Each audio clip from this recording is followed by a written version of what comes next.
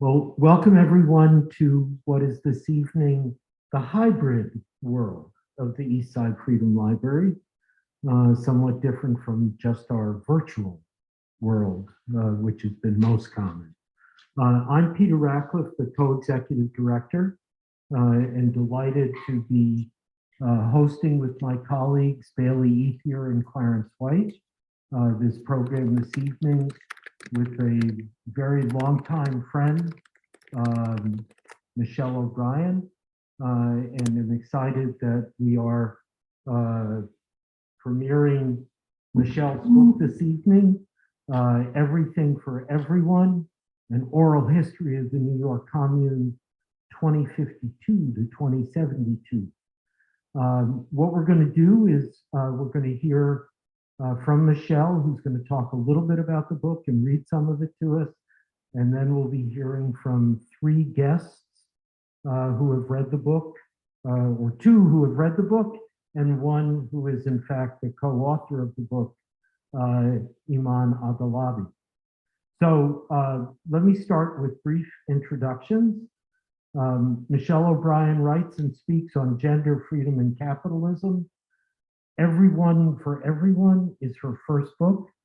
She co-edits two magazines, Pinko on gay communism and Parapraxis on psychoanalytic theory and politics.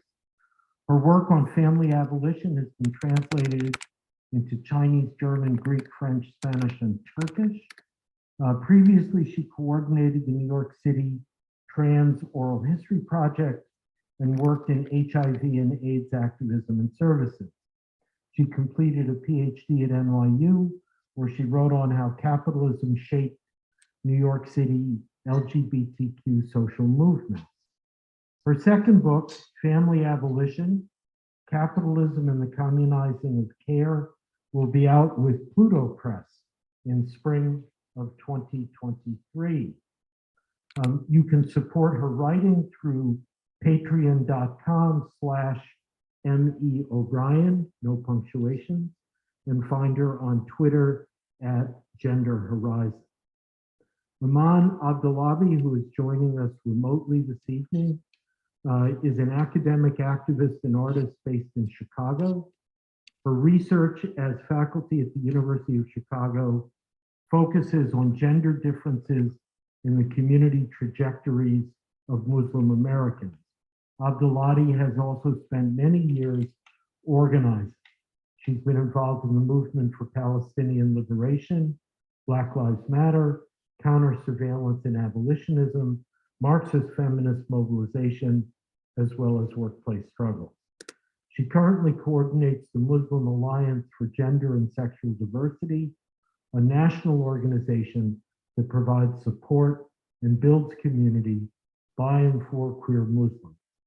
Abdulabi maintains an active creative practice that includes performance art, an essay, and poetry writing.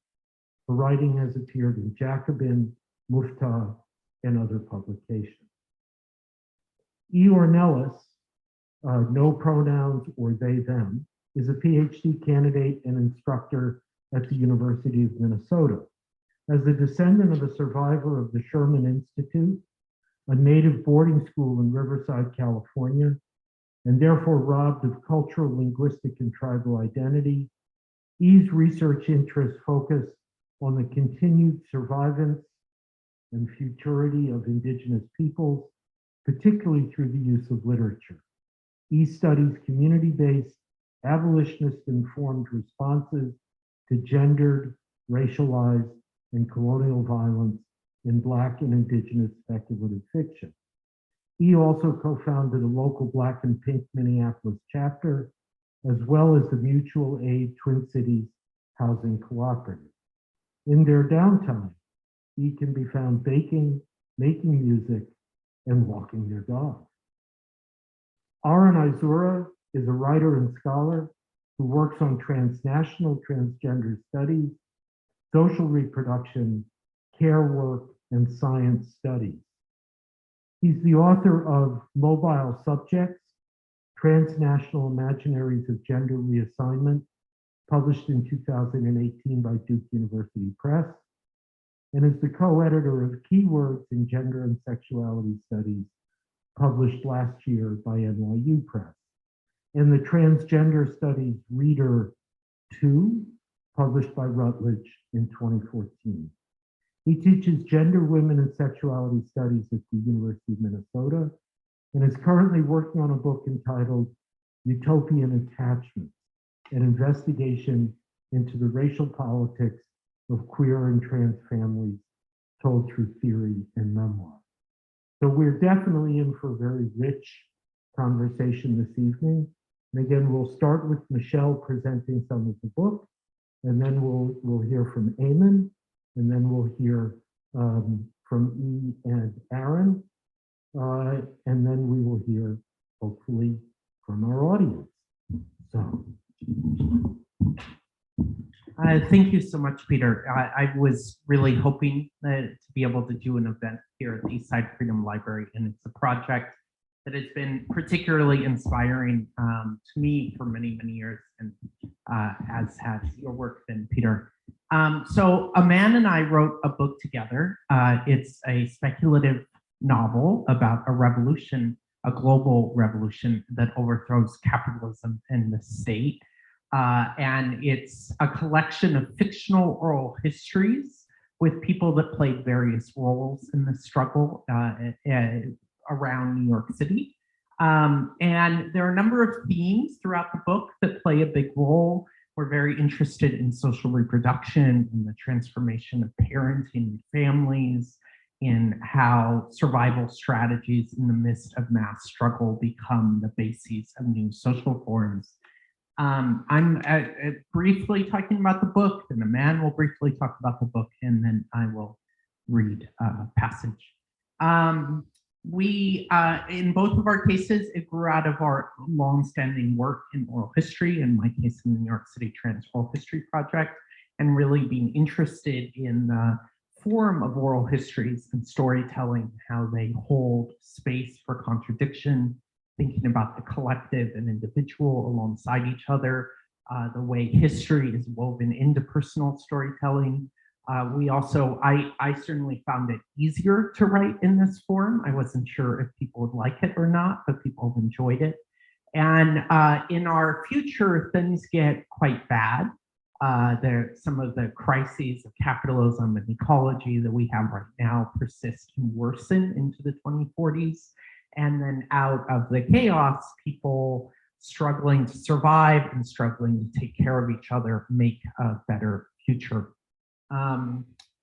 Yeah, I think that's probably enough. Aman, would you like to say a bit about the book before I do read a passage? Sure. Thank you so much for having me here.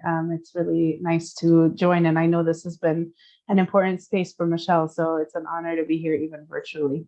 So the book, what was Michelle's idea, and I joined it, and I feel like it's a culmination of, sort of 10 years of our friendship, talking about communism and revolution, as well as, thinking about gender and the family and liberation.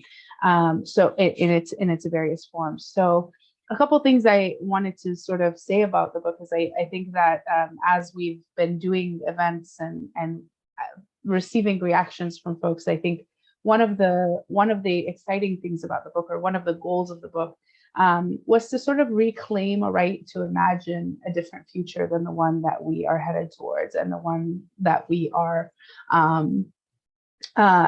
and I think, one of the sort of common refrains is that it's easier to imagine the end of human civilization than it is to imagine the end of capitalism. And for us, there's a severe violence to not being able to imagine something better. And so we wrote this book primarily during the pandemic. And I know for me, it was a very healing process to force myself to sit in a future that looked very different in terms of how human beings related to each other and related to our environment.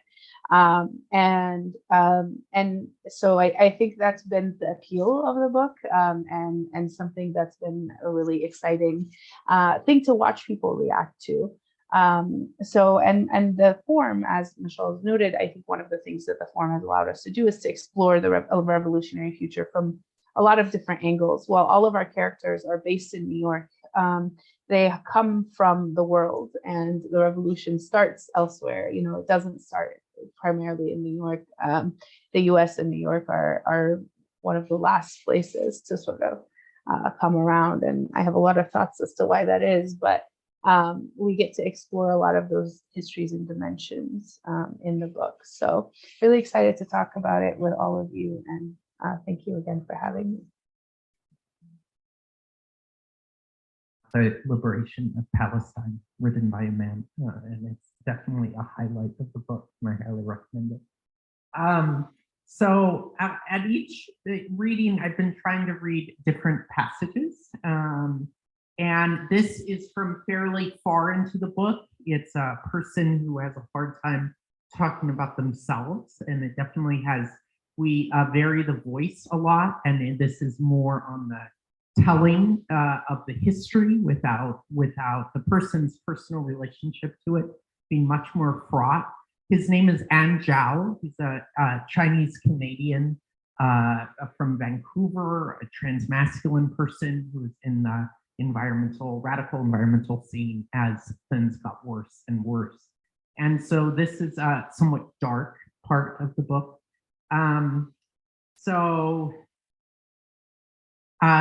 Oh, and Aman and I are the interviewers, and we are the primary authors of the sections that we're interviewing. So I'm reading from page 194, and I asked Zhao, can you talk a little bit about the scope of the ecological crisis in the 40s?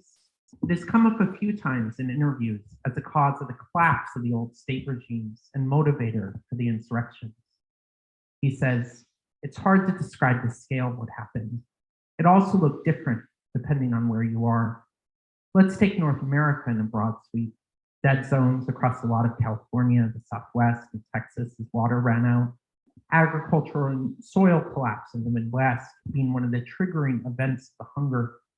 A lot of people on the move and desperate.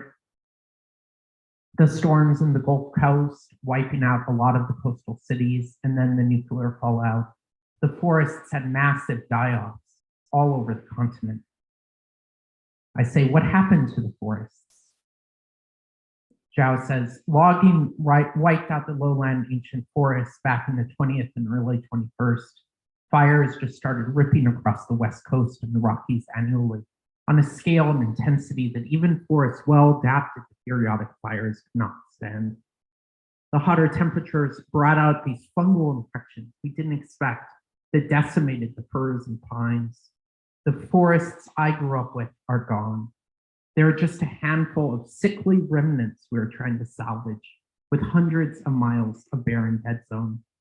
Once they wore these cathedrals of such majesty, the canopy overhead and the air so perfect, and now it's all dead and it's all gone.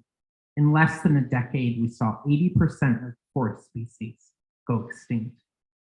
During the hunger, my friends ended up living in the woods, trying to survive off the land, but the trees and the game and everything was dying. I lived in a forest camp at the Yukon for a summer, and we almost starved to death before we realized the moose we were trying to hunt had gone extinct. I say, I'm sorry.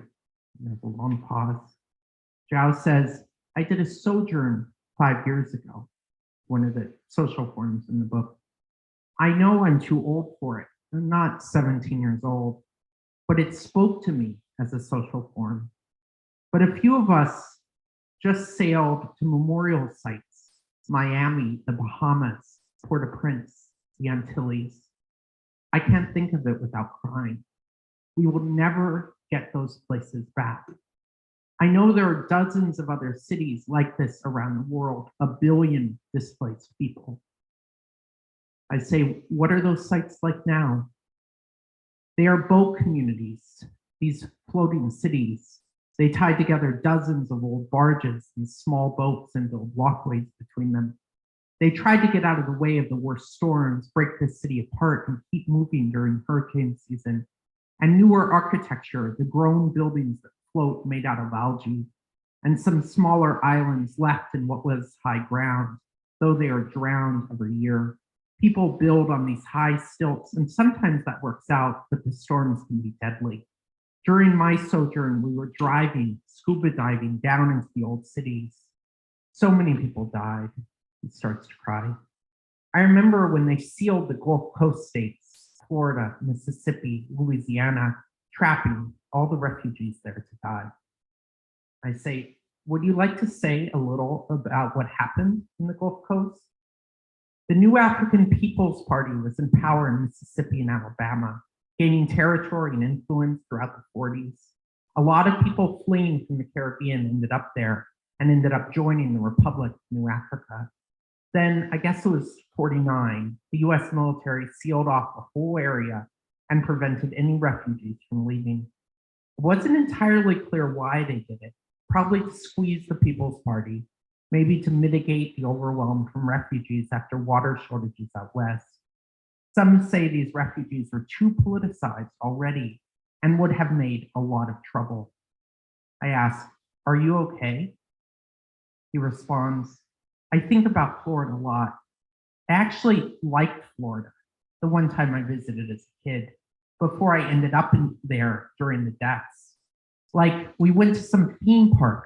I don't even remember what it was called. I think the US had already lost its soul a long time before that, but something about what they let happen to Florida, I think it just broke it all. So many people had fled there from all over the islands, and to leave them to the storms, to let everyone die after what they did in Jackson, I think a lot of people knew something had to change. It all happened so fast. The Army's nuclear strike on Jackson, Lars hitting for the second year, the terrible storms that drowned the peninsula. In Miami, they were burning mountains of corpses, like literally these piles of bodies as high as apartment buildings. Just when I think I'm starting to connect the different parts of myself, of my mind, and of this broken world, I think about all that blood and all the death and all the horror we've unleashed, and it feels so impossible. And it isn't over. I say, I'm really sorry.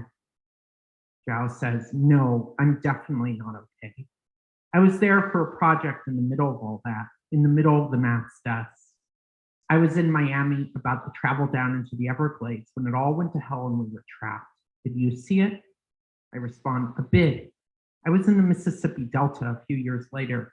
I spent time in the fallout zone. I tried to be part of the struggle there. I want to get a fuller picture of your life. Is it hard to travel so much? You mentioned your home base is in Vancouver still, despite working out of Hugo and other places. Zhao says, I have family in Vancouver, so I make it through there every year, but I tend to keep moving. I say, family? Before the communes, Zhao responds, there was no way I could have had a family. I kept moving, had a hard time establishing lasting relationships, mostly just this ever-shifting network of friends. I had a lot of problems in my head. I think I was trying to outrun them. But the commune, it allows me to travel, and I know my family is okay and loved and will welcome me back whenever I make it. My husband and I are members of the Gastown commune in Vancouver. We are parents to 2 children with a group of other adults. My mother and father moved in with us, moved into the commune when our first kid was born. That was 8 years ago. I spend at least a month of each year with the family. It works out well. If we had been in a nuclear family, it would have been traumatizing for our kids, me being gone so much. I've been in Hugo for most of the last year. I'm out here in New York for a few weeks. Zhao goes on talking about his struggles with schizophrenia and being involved in a restoration project with Haisla people in the Canadian mountains. Yeah, so that's a sort of low point of the book in some ways. And many of the other stories are much more people involved in these mass insurrections, involved in the new social forms that emerge, and maybe you'll get a little bit of sense of the other parts of the book from our discussants.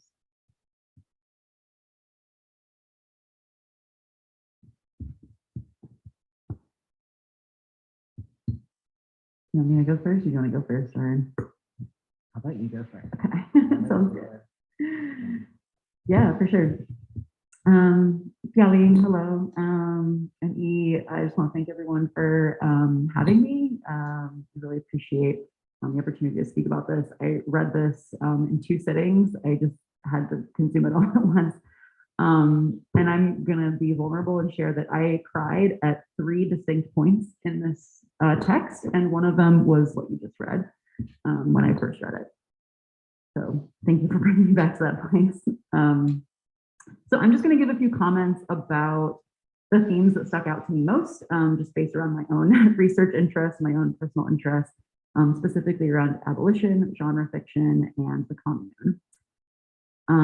So I really appreciate one of the sort of definitions we get of abolition in this text on page 14. Abolition means, quote, preserving and transforming authentically loving features of the old society, but in radical and often unrecognizable new forms, end quote. So I saw this book as really resonant with what Moten and Harney write about in the Undercommons, who say that the object of abolition is, quote, not so much the abolition of prisons, but the abolition of a society that could have prisons, end quote. And then I also see a connection to Jackie Wang, who in Carceral Capitalism speaks about abolition as a speculative project itself.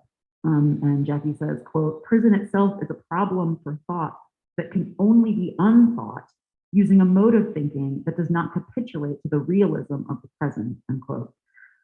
And so taking those both to heart and reading this text alongside those, I really believe that speculation is necessary for imagining this otherwise, this other space that hopefully we will find ourselves in about a half a century.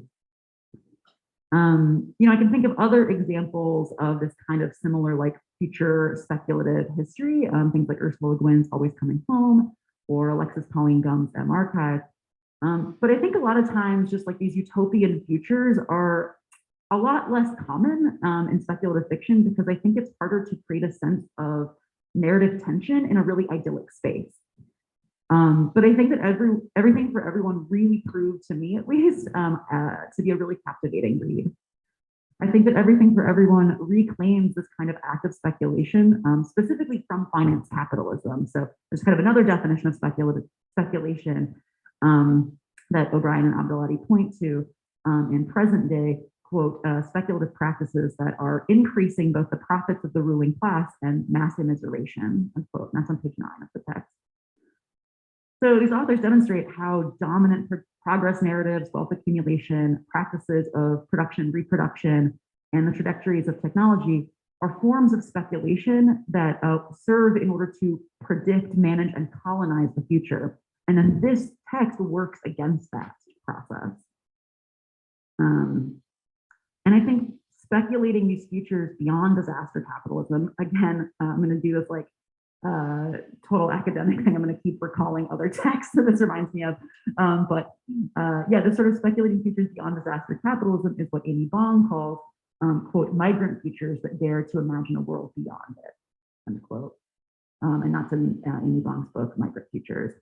So I think everything for everyone is exactly this kind of speculative fiction that asks if, quote, another mode of speculation is possible. One that's not this kind of speculative capitalism, one that's not immediately captured by the anxious gatherings of risk, end quote. And that's again, Amy Bong in her book, Migrant Futures. At the same time, I think that labeling everything for everyone as utopian illustrates the truly dystopian conditions we live in right now, what the authors call, quote, barbaric dystopia, end quote, ushered in by capitalists and state actors, quote, committed to the expansion of human and more than human misery, end quote. That's pages 8 and 9 of Everything for Everyone. I will also say that calling this a documentation of the future does this text a disservice, because I think that for me, taking indigenous futurism and slipstream seriously, which are things that I do, and I imagine in my own life and in my work, I think that this means that what we read in this text isn't necessarily fictive, right? This is one possible future that actually already exists. This documents the lives that these authors live in at some moment in time, even if not in this present one. And I think the Native resistance in this book in particular does this kind of folding of space and time. As Connor Stevens tells us in chapter 8, in an interview with them, the fight for the mountains and the plains and all of Turtle Island, quote, was us bringing an end to the long war against the land, end quote. And I think that echoes Nick Estes' book, Our History is the Future. So I think to call this speculative is also not to say that it isn't deeply grounded in the material needs of abolition or the, quote, constellation of alternative strategies and institutions, unquote, that's Angela Davis, the shape of sort of luminous possibilities which many authors, activists, and academics in the real world deem necessary to decarcerate society.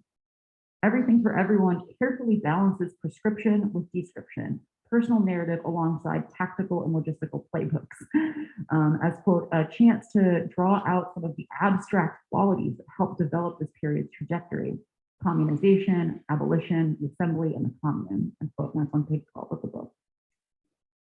So in this, we learn of the ways that everyday people across the globe, quote, reappropriated the means of survival, end quote, so that they were no longer, quote, held hostage by money or food or shelter or education, end quote. And instead, these people were, quote, discussing how to do everything necessary that had once been done by the stores, the jobs, the entire government, and putting everything they did on the agenda to actually sort it out, end quote. And that's, yeah, a bunch of pages throughout the whole text. I think this ultimately shows that there are these sort of like inklings right now of communitarian ways of relating to one another that already exist and have existed in some form. And then it's once people are no longer controlled by the dictates of the carceral state, by wage exploitation, the media, Western medicine, and hierarchical knowledge production, that this sort of blossoms. People in Everything for Everyone are able to finally scale up the things they've already always been practicing on small local levels. The pods and affinity groups that weigh collective decision-making, autonomy, and responsibility, the queer kinship structures of caring, kindness, and compassion, the connections to the more than human beings that allow for life to even exist on this planet. So this isn't some far off place or time that we're reading about. And yet some of it is, right? So some of what happens in Everything for Everyone has not yet come to pass. But we have to believe, or at least I deeply believe, that our own struggles today, the ones we are standing on the shoulders of that have come before us, all of these are worth it, even if things may seem impossible or that we may not see the fruits of our labor in our lifetimes. I have a few questions and comments for the authors, but I'll save them. Yeah, thank you so much again. I really appreciate this. I'm going to take them off for just a minute. Can you hear me? So I want to start just by kind of entering Robert, like, thank you for that. That was a really beautiful kind of overall kind of political, like, I feel like you articulated the political vision. And what I also cried a bunch while reading this, partially because it resonated with my own experiences of being involved in political struggles that are not necessarily, they don't have a kind of utopic or utopian endpoint, but also because I think you both captured the kind of shuttling between these like narrating a whole history of the 21st century, right? Which is really complicated and also like zeroing in on these people who have feelings and trauma and thoughts and who narrate their own histories in really particular ways. So I love that, and I feel like I want to teach this book because I teach undergraduates who are so angry about what they're experiencing, and who are also always looking for ways for somebody to tell them that actually it doesn't have to be this way, that we can change the conditions of our lives and of the world. But I wanted to start, I mean, I think a lot about care and a lot about, at the moment, a lot about the family and care labor and the way that we organize care in this really ridiculous way, which is the nuclear family. It makes no sense. And what I really loved was there's a one of the interviews is an interview with Richie Pembers, who's a gestational care coordinator, and who narrates having grown up not within a nuclear family. They are kind of their family is the children that they grew up with, because they were abandoned or the parents were unable to parent them. And then they end up like working and a gestational care coordinator. Gestation is pregnancy, right? But a gestational care coordinator is figuring out what people need while they're pregnant, which might be spending most of the time hanging out and resting somewhere totally other than your kind of normal everyday life. But I just want to read out this part. So Simon, this is like your interview, right? So they're talking about, Latifah is explaining how actually DNA and the biological isn't relevant in terms of parenting or gestating anymore. Nobody actually asks how anyone gets pregnant. That's irrelevant. And then they start talking about this nursery. Okay, so and Imam says, for sure. So you were telling me about the nursery of the Sunset Park. Richie Pembers. Yes, so care work structures vary a lot between communes, with everyone exchanging ideas about what seems to work. At sunset, the babies all go into nursery and adults take on shifts working it. Of course, there are more people interested in shifts usually, but the nursery coordinators try to include everyone. I really love how just here you have this reversal of the devaluation of care labor rights. So usually like in the society that we're in, parenting and particularly like parenting care is not paid, it's not valued as something that's important. Childcare isn't, but it is, and everyone wants to do it. And then Latif says, I still cannot believe that people used to doing nursery level care all by themselves or with just one other person back in the day. Honestly, how? And this to me, it's kind of actually kind of beautiful thinking about this book, because I think Michelle and I have been thinking kind of like in tandem or sometimes together for a long time about how to change the structure of the family and how communization and communism might think the family differently. Back there, oh, is that better? Sorry. But in contrast to, for example, you know, Ursula Le Guin's The Dispossessed does this in some ways. But that book, you know, which is of its time, the 1960s, kind of basically says, oh, that if we had arrangements of child caring other than the nuclear family, then children wouldn't feel like they had, you know, parental relations or a sense of family. But by retconning this arrangement where people can be surprised at what a failure the nuclear family was, I think it's just a beautiful kind of narrative device or gesture that, yeah, it made me laugh a lot, and it also, I just loved it, and it was kind of, it really illustrates how this book is interested in what people might think of our present day, and how alien the present might come to be in a future where we don't have to deal with these problems necessarily, or they have changed. So, yeah.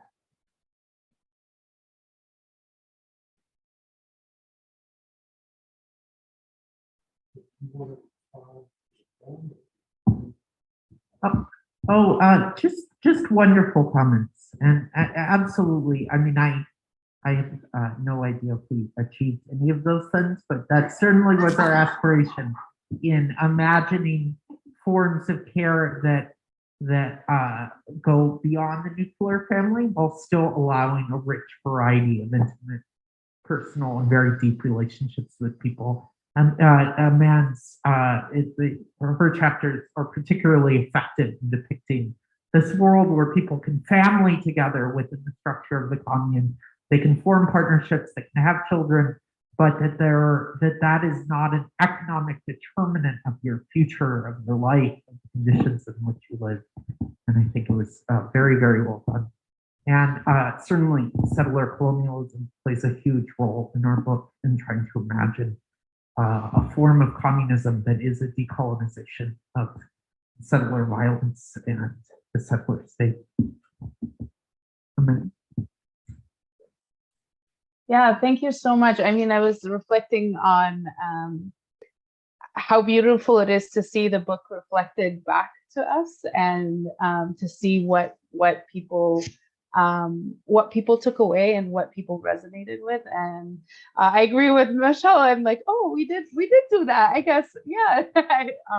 I think there's something sort of delightful about even seeing some of the elements that came out that I don't even know that we did consciously. So thank you for these comments. They're just absolutely beautiful. And I'm happy to see the Pembers chapter come up, because that was one of my favorites to write as well. And I think, it was a sort of reflection of reading all these Marxist feminist debates about, is there, how do we have gender liberation, and how do we have reproductive liberation in a world in which reproductive work, both in the physical and in the broader realm, is sort of allocated to one gender or one sort of gender presentation. And so considering a different future, I think, and I think we're headed towards that future, actually. There's some really cool science happening. So yeah, I'm looking forward to answering questions and comments as well. But thank you both so much. Such a beautiful reflection. These comments gestured towards some of how we thought about what it meant to write utopia. So there's a lot of longstanding debates on the left about the role of utopian thinking. And certainly, I think I agree with critiques that reject the idea that utopianism is a social plan or program to convince people and then to implement, but that imagining is a powerful and crucial creative task that our movements offer the chance to imagine together. Absolutely. I mean, that's like the work that I do in all the fiction that I read and write about. That's exactly what I think about. Actually, something that you said, Iman, just now made me think of some of the questions that I had. So I'd love to hear a little bit more about actually the writing process for both of you. I have some questions more about like other themes and things in the book, but I am curious, whose stories did you want to ensure made it into Everything for Everyone, and how did each of these help tell a particular facet of this like larger history? And also, whose interviews didn't make it in? Who didn't we get to hear from?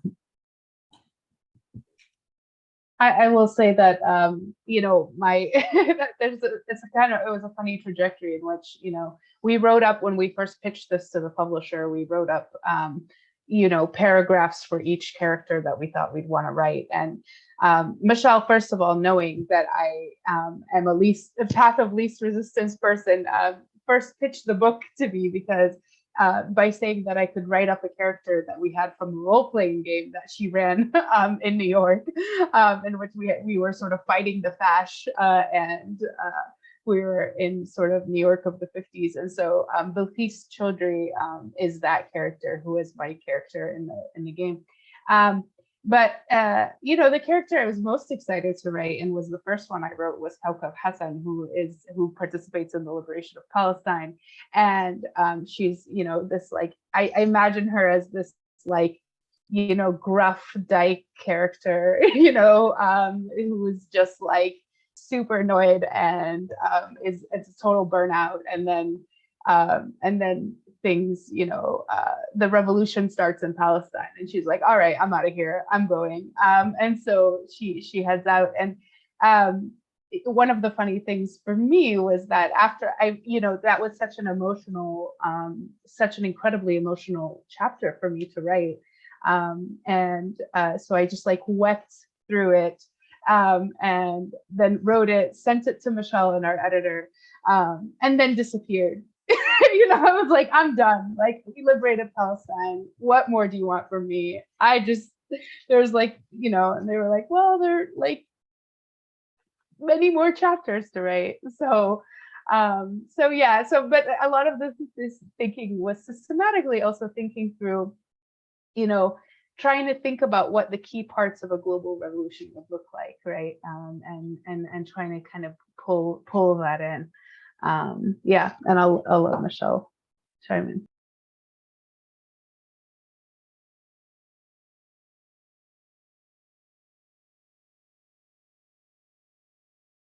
Oops, you're muted.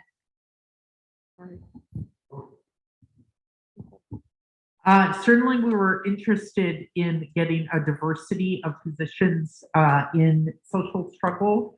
And I think that was part of imagining a revolutionary transition that wasn't a coordinated vanguard top-down process where there's a single focal point, but that many different types of projects and struggles converge in a variety of different ways that open the space for social revolution. And so, like Connor Stevens is the most martial character, the character who served in a revolutionary indigenous-led guerrilla army and fighting fascists in a civil war in the Rocky Mountains, and is kind of too traumatized at this point to be able to reconstruct what happened in a coherent way, while other characters are, in New York, in the opening character, Miss Kelly is in a bread riot during the famine that raids the big produce market that feeds the restaurants of Manhattan, Hunts Point, which I used to work at a syringe exchange in Hunts Point, and I spent a lot of time interacting with trans sex workers in the stroll there. It's a sex work neighborhood in many ways. And so sort of imagining Hunts Point as becoming the first revolutionary commune in New York, run by sex workers, figuring out how to feed everyone else. And like in our world right now, all the pieces fit together in this nightmarish way through the global market, right? The global market is what coordinates, profit is what coordinates all our activity and all our time and all our efforts, right? We have only little bits of time left over outside of our jobs, and what we get paid to do is coordinated on a large scale by market forces. And that the question of communism is human agency, collective human process, figuring out how to replace everything the market and the state does right now. And that is such an immense historical task before us that we needed a kind of depictions of a lot of different parts of this puzzle so that you don't ever see the whole thing, hopefully, in the book, but there's enough gestures that you have some sense of the totality that holds it all together.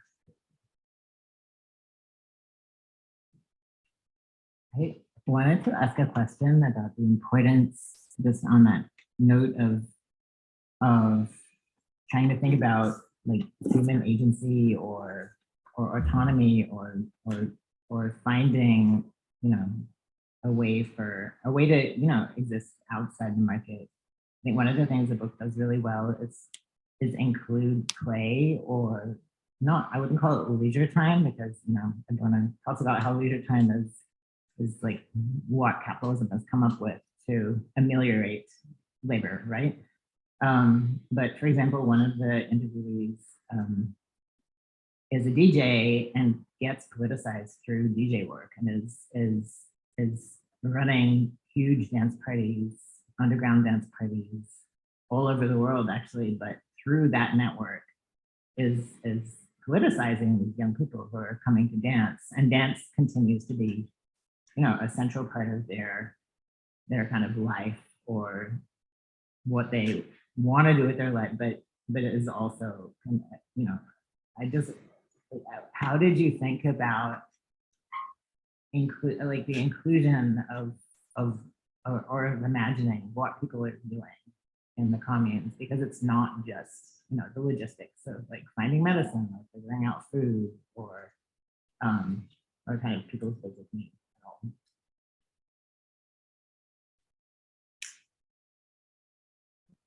Well, I know, I'm sure Michelle has a lot to say about this, but I will say that, I mean, part of it for me was about thinking about a future in which we really do have access to our full lives. And what that means is that we have full access to our we are primarily driven by our creative potential and by our by our sort of passions and loves and ingenuity, and where our role in production and reproduction becomes secondary to these broader passions and these broader impulses that make us human.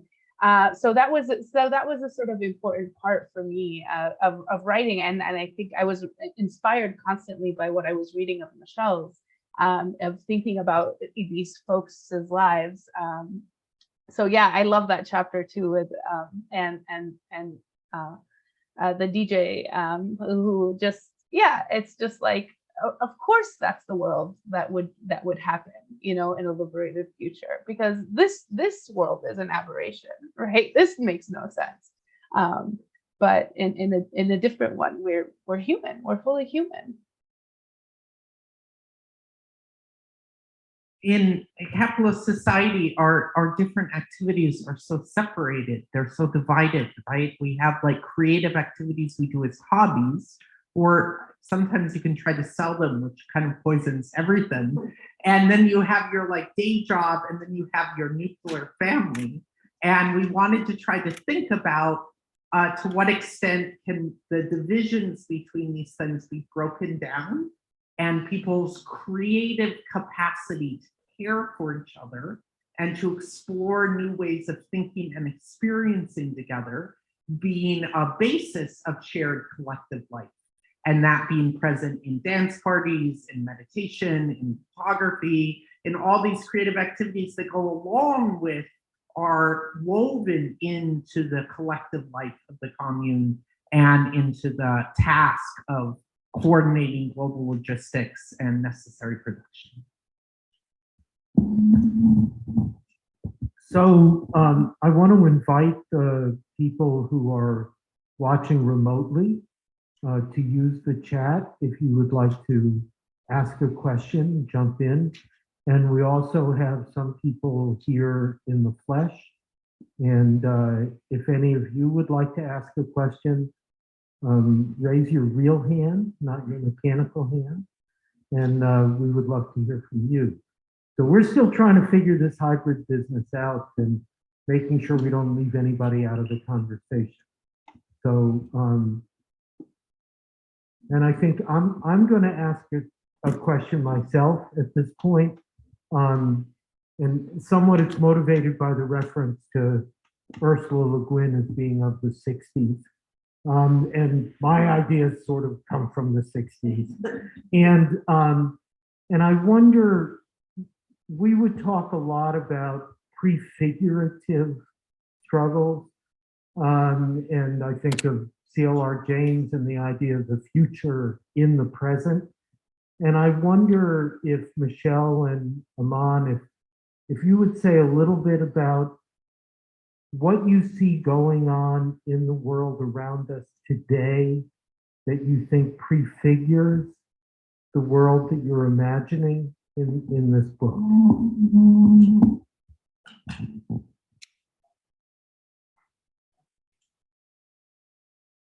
Michelle, go for it.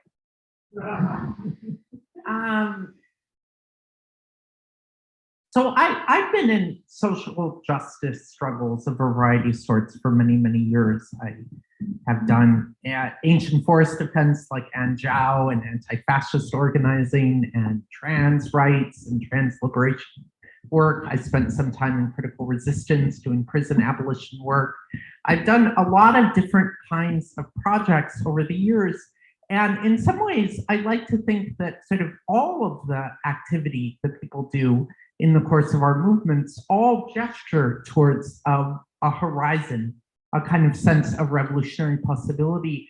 And that one of the things we need to be doing a lot more is to bring our present activity into dialogue with some sort of like, what is the future that this is moving towards that we hope to see?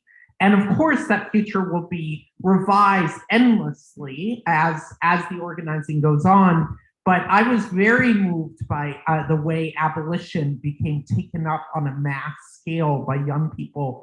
I think the George Floyd uprising and the role of Minneapolis was central to this sort of global emergence of abolition as a political horizon that people were thinking about and talking about. So the kind of future is always imminent in the present. You know, the revolutionary future is always there, not too far away. At the same time, whenever we try to sustain any project or organization in the present world, it has to figure out how to reproduce itself in conditions of racial capitalism, right? That it raises money from the owning class, it manages to stay legal enough that everyone doesn't go to prison, you know, like it is secret enough that it's not just infiltrated and disrupted, that all these necessary features of sustaining work also truncate the revolutionary possibility of that. And that's a compromise that there's no way around, right? I mean, I recognize people have to keep projects going, but that part of what is powerful or inspiring, I think, in thinking about a revolutionary horizon is what if we didn't have these constraints? And maybe then, if we imagine what we would do without constraints, we could retroactively inform how we act in the present a little differently. So we're not always pragmatically being like, this is what we need to do to keep the project going, but instead being like, what direction are we headed? And what, like, maybe all the compromises we make aren't as necessary as we think. Like I don't know, I spent some time as an executive director of a tenant housing coalition. And in the focus of trying to win reforms, I did terrible things to our movements, right? I like helped crutch certain tenant organizing efforts because they were inconvenient for the political deals we needed to make. And that we need a political lens that helps us both think about those compromises and to think beyond them. We have a question from Jane Henderson. Jane, do you want to ask your question? Yes. Hi, everybody. Thank you so much for this amazing conversation. I'm really excited to read the book, which I haven't had a chance to get yet, but now I'm really inspired to finish it. But my question is to just kind of follow up on what Peter said, and that really amazing answer is to kind of ask a little bit about how, a little bit more explanation about how you all came to use oral histories as the way that you wanted to talk about the future as a kind of, I mean, I see this really clearly as a play on Peter's comment that about CLR James and like histories of the present or things like that. And then how you hope, if there was a hope that seeing things as, seeing our present as like a future history would kind of either mobilize people or continue to encourage people who are doing a lot of the kinds of work that, even though it's speculative, like we are seeing in the present. So yeah, I guess that wasn't super well formed, but I'm just really like, I just think it's such a brilliant idea to do like a speculative oral history.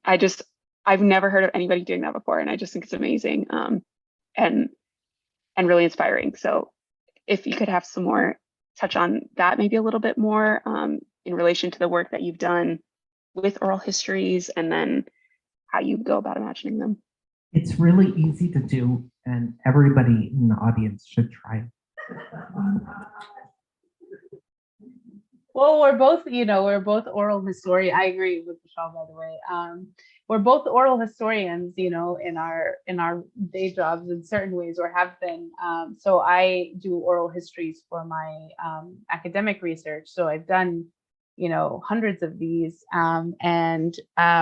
so it felt like natural to think about the arc of a conversation, the sort of like the art of like pulling myself into someone's life, and sort of trying to think about it. But I think, as Michelle said earlier, it's also a way to think about both the individual and the structural at the same time, right? So thinking about the interplay between the two. And because we didn't have to because we could look at different lives, we could also explore different temporal frameworks, right? So having a character like Latif, who's a gestation counselor who grew up in the sort of aftermath, or in the aftermath of the fall of the state and capitalism, and even younger characters who only know the commune, as well as some of the sort of older characters who kind of see us through the revolution and transition. So it just gave us a ton of flexibility to build this world out from a lot of different facets. So I think it was really, really interesting. And then towards the end of your, what I understood to be the end of your lovely question, I think also relates to what I would say about the previous question as well, but which is that I think there's something really we think of the Enlightenment and like the birth of liberal ideology as sort of like the birth of humanism and this sort of elevation of humankind. But I think liberal ideology is very anti-humanist. There's this sense that like everyone, thinking about the rational choice model or thinking about this idea of like maximization. And I think that actually my experience and struggle has been that we are actually primarily interested in the collective, and that people actually primarily think first in really kind and wonderful and collective terms, and then are sort of pushed out of that kind of thinking and that kind of action by these severe conditions that we live under. And so to me, I kept coming back to this simple idea of like, what would people do, right? What would people, as I know them and understand them and have experienced them in the sort of like great moments of movement work, do? And to me, the answer is it tends on the sort of like communal and lovely and side, so yeah, I don't know if that answers your question.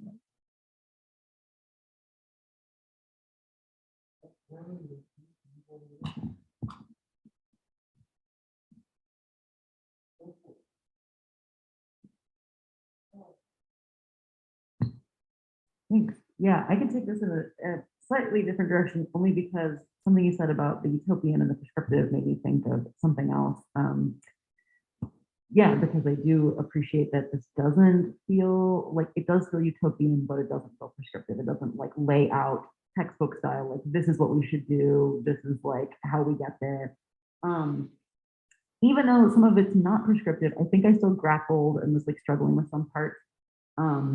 What some of these folks say, particularly I think the stuff about the conversations about democratizing and reappropriating space travel, and this desire to make space accessible. I think it worried me a little bit that it could reproduce like settler colonialism, even if it's communized. So, you don't have to speak to that example, but I was just curious, I take at face value, you stepped into the future and you let these people speak to you. So are there any things that you had trouble with hearing from these folks, in this future world? Anything that you didn't agree with, that you struggled with, but felt needed to be included regardless? I'm a supporter of armed struggle in the world, with people using violence strategically to defend themselves against the much more prevalent violence of the state and the market. And I think violence does terrible things to people. I don't think violence clarifies or heals. And so a number of the characters engaged in serious violence in the course of the struggle, and they suffered from it. They're traumatized. They're very badly scarred people, and trauma plays a big role throughout the book. And it's always hard to say what's necessary or what's not. But I think whenever we engage questions of mass violence and mass death, it was not an easy space.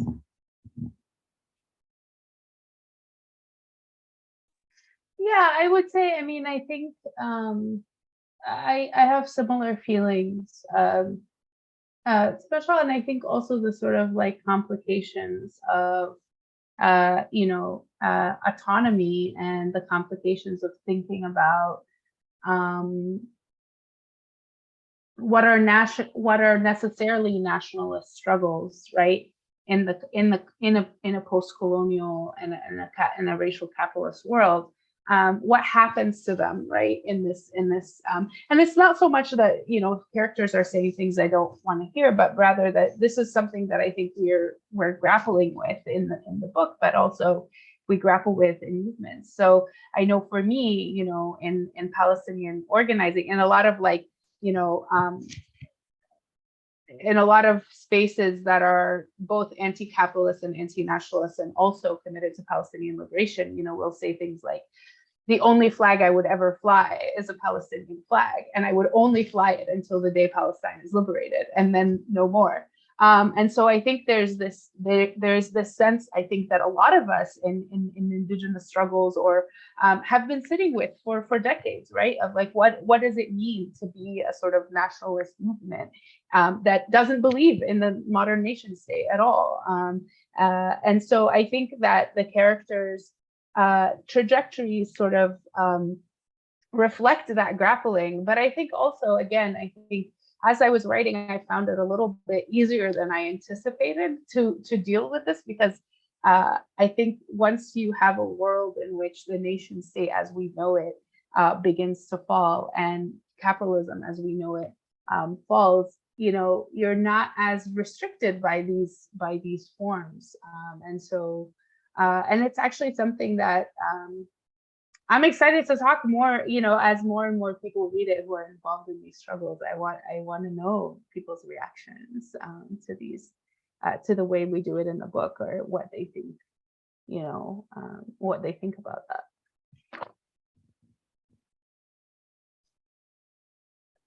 The question of space travel specifically is a perfectly fine one to debate. Certainly the way space is imagined is shot through with settler colonialism, right? We talk about space colonies.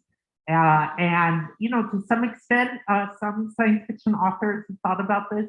I am a real believer in encountering difference, encountering the other, encountering newness as being a powerful and transformative experience that doesn't have to follow colonial logics. Colonialism is the kind of world historic encounter of the other as it was organized in our time. And that if we are able to decolonize our society, people before class society, indigenous people traveled all over the world. They sailed across oceans, right? And encountered new people all over the place. And of course, sometimes that was horrific, and sometimes I'm sure it was beautiful. And that kind of global migration is a big part of our stories. These dance barges moving around the world with teenagers on them, with ongoing parties as they roll into new cities, and that it might be possible to imagine space travel as a space of human creativity, human ingenuity, and encountering the universe in all its richness and beauty in a way that doesn't have to be about subjugating to a colonial model.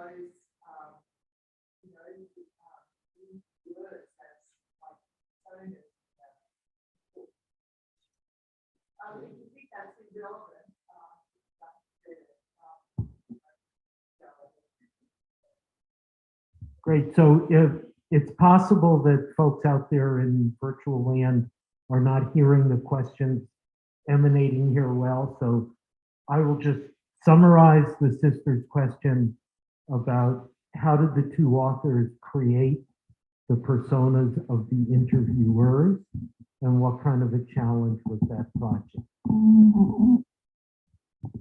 So the interviewers are us as old ladies, and I will answer this question just by reading the 2 paragraphs from the introduction about myself. Neither of us were central to the events described. O'Brien, for her part, spent much of the early portion of this period in a military detention camp at Reese Beach. While there, she conducted psychotherapy and taught political theory to her fellow detainees.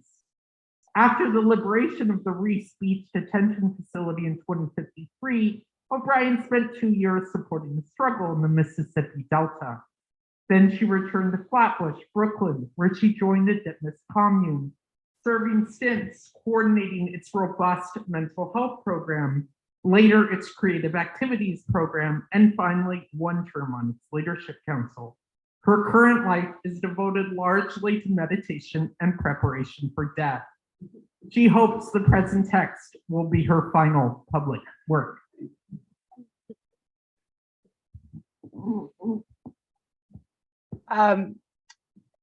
Yeah, yes, the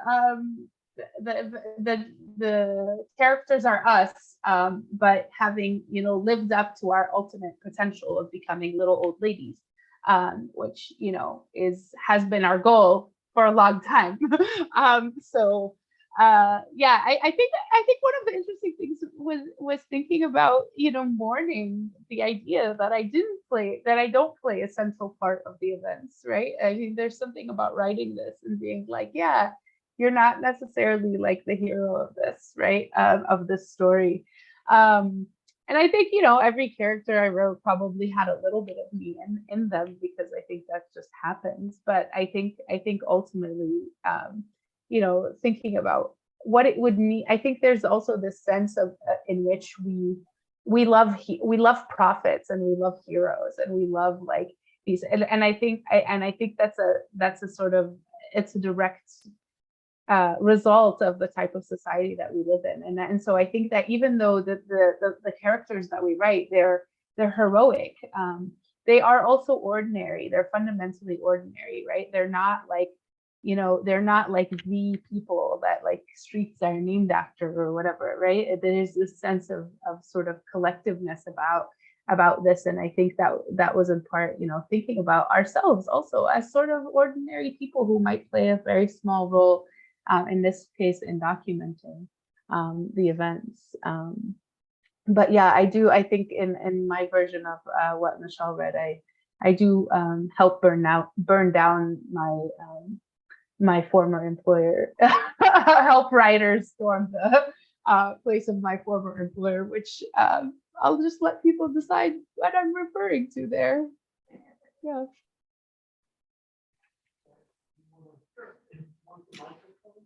I don't know what comes through. You can come. Thank you for the mic, and I especially want to thank all of you who are involved in this conversation. So thrilling, the imagination, you know, at work in this book, clearly, which I've not read, but it's been thrilling to hear the parts of it that you've all spoken of and read from. And so much of the work of the book is clearly about the mess that we've made as humans for ourselves and for the rest of the world and for non-human species. And I'm wondering, and there may not be space for it in the book, but I was wondering from what you've read, do any of your interviewees imagine, or do the two central interviewers themselves imagine kind of agency in the non-human? I mean, clearly you've spoken of extinctions already and, you know, destructions on a massive scale of the non-animal, non-human world.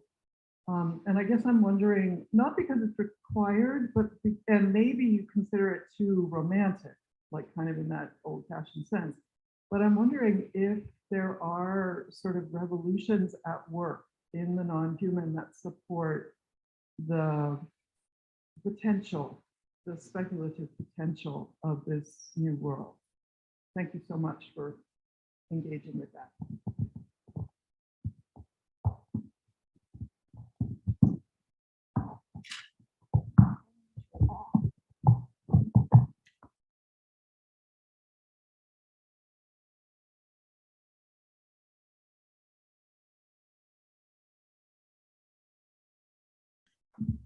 Go ahead, Michelle, if you have. Oh, I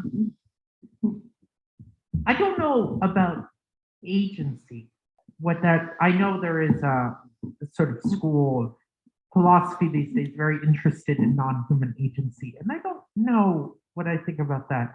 But certainly the non-human plays a very important role in people's healing, in people's sense of solidarity and possibility, as a setting that shapes the stories in many ways. Both Connor Stevens's relationship to the land of the Eastern Shoshone and the Dakota peoples of and Zhao's relationship to forest restoration and the salt marsh restoration around New York City.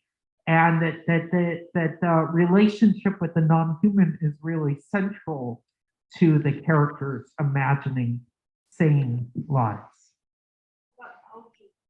Yes, oh, there is agency in the algae. There is a supercomputer off the shore of New Jersey that is the main platform for the planning efforts, the global logistics efforts, which are basically millions of discussion forums. And the algae was developed as a supercomputer, but it dreams, it's sentient, but it doesn't care about the human world. It performs its job and then it dreams its own things. And that's mysterious to everyone.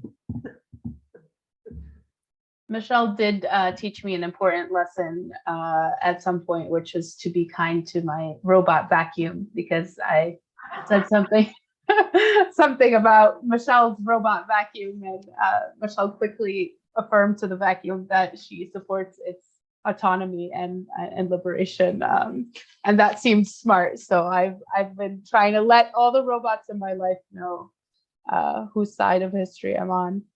People keep trying to make the algae into a cult, and the algae doesn't care. Yeah.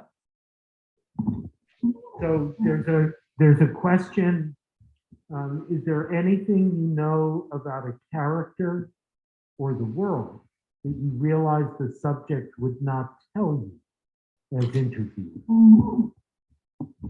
No question at all that what people tell us is shaped by who we are. And both the man and I have done a lot of oral history interviews. And I'm very aware, and some of the response to this book has even drawn more attention to it. For example, I have done dozens of interviews with working class people of color in New York City who have talked about experiences of poverty and work and police harassment and other things. And very few people have stopped and really talked with me at length about their racial identity or experiences of race, for example. And I think that's 100% about being white. And not knowing exactly how to sort of frame questions around that. And I think that my experience as an interviewer then shapes the book, where most of our characters are people of color, but there's very little really explicitly about racial identities as they are conceptualized by people. And no doubt racial identities have been radically transformed over the course of struggle, as they have been in all our lifetimes. But how is not something that in my interviews I managed to really explore.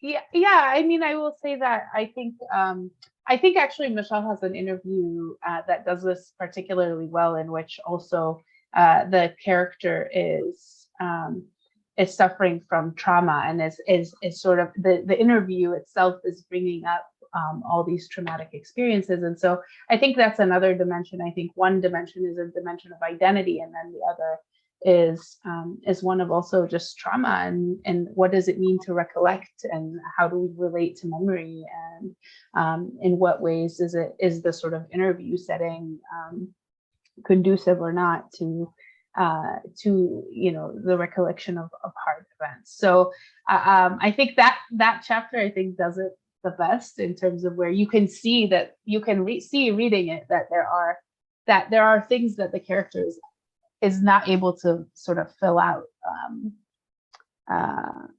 But yeah, I completely agree about identity, and I think the pauses are important, and you see that a lot in people's recollection of trauma. I wanted to encourage the discussants to share any closing thoughts. I was very moved by your comments. And in our last few minutes, I would love to hear more from you both. I just want to encourage everybody to read it, and get everybody that you know to read this. I think it's, oh yeah. Yes, communal pickle barrels, totally, yes. Right. And for those of you who haven't read it, also read The Dispossessed. But yeah, I feel like this book comes at a time when a lot of people are trying to think about, or are trying to understand, how, like, in 2020, this, national and indeed global insurrection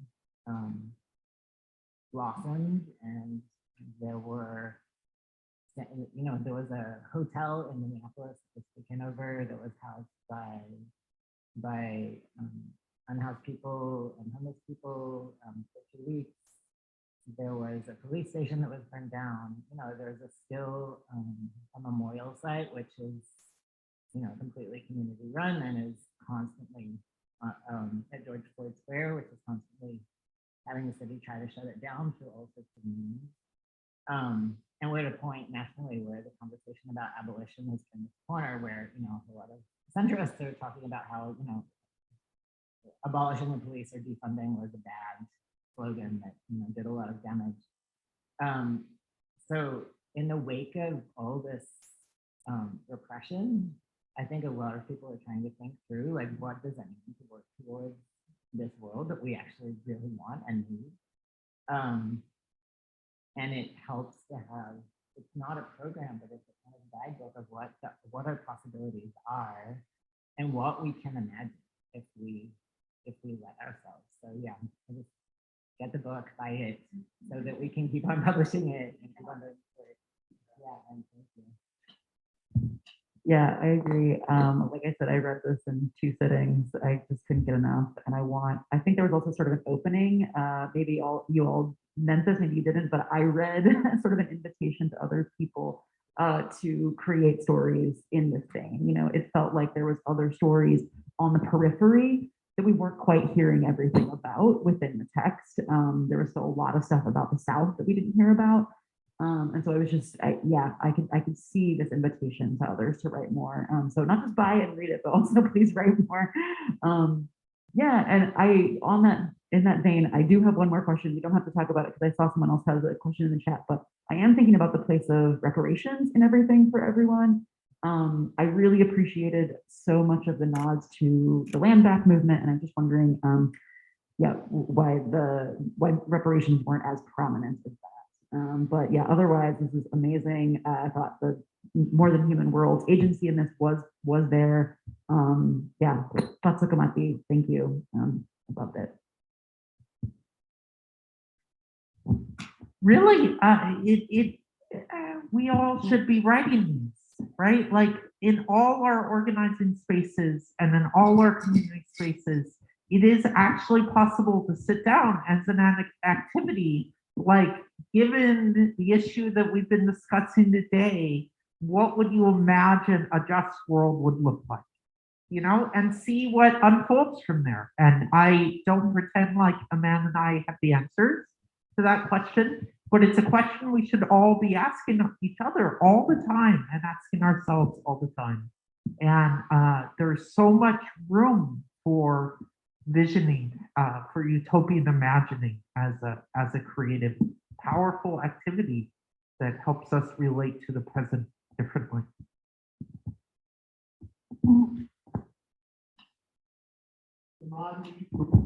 Iman, do you want to offer a final thought? Yeah. Oh, I know there was a question in the chat too. I don't know if we have time for it, but yeah, I mean, I totally agree about the invitation. There's absolutely an invitation. I think at one event, folks were saying we should set up a website and people can just write their own, which I think would be lovely. Yeah, the question of reparations. Yeah, that's really interesting. I'll admit that yeah, I thought about it a bit with the Palestine chapter, but yeah, I think what does it mean in a sort of I think that in a sense there's a sort of radical shift in the relationship to all wealth and all property. It's such that, I mean, I think of reparations in a framework often in which certain groups have access to wealth and property and are able to accumulate those over generations, right? And others have been robbed of that opportunity and continue to be robbed of it through sort of the various systems of racial capitalism. And so, what does it mean to sort of be in a place in which we don't have any property of that sort to begin with, right? Like you don't really accumulate wealth. Nobody does in this scenario. So yeah, I would love to. I mean, that would be something that I would love to hear from folks who work on the issue of reparations, like what they would think of in terms of like that sort of relationship to property, thinking about reparations within a framework that sees property so radically different from what we have now. So that's a great question. I'm gonna have to think more about that. Thank you.